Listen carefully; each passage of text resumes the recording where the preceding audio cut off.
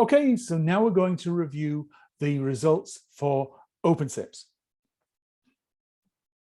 So this compares the different applications for OpenSIPS between 2019 and 2020.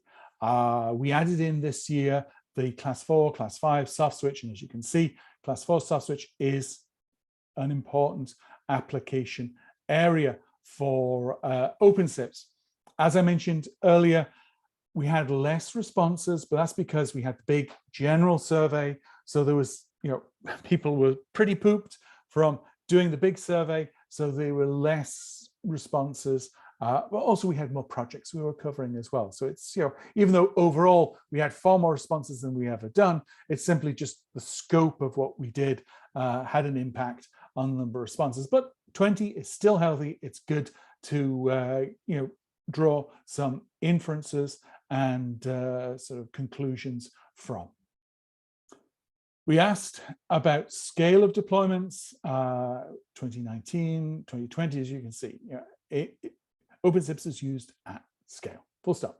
And that's the reason why, whether it's Asterix, whether it's USO, whether it's Free Switch, OpenSIPS is helping those projects achieve scale. Then in terms of strengths, weaknesses, and future, very similar to 2019, performance, capacity, flexibility, support, excellent class 4 features. API is not as rich as Asterix or Free Switch, but that is being addressed. Error reporting, can be confusing, but again, that's being addressed. Future, both Gamma Elio, OpenSIPS continue to dominate this critical segment of voice infrastructure and backbones. And there is emerging divergence between the two. They're not, you can't just basically cut and paste between Gamma Elio and OpenSIPS these days. But I think, again, that's divergence is enabling, richer functionality and, just reacting to the community and what they need. So again, long-term success for both of these projects that receive very good reviews from community members.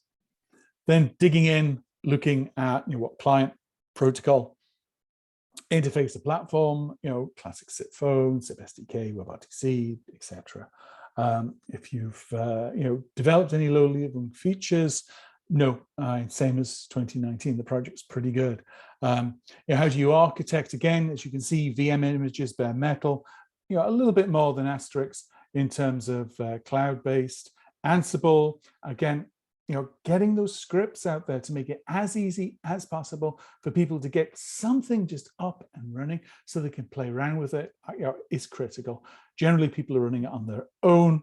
And of course, OpenSIPS has replication in there, as well as clustering and a whole range of other capabilities. Again, very similar to the results from 2019. So, that's the reason why we'll most probably move to every other year for the project survey, because there isn't, especially with the mature ones, that much difference.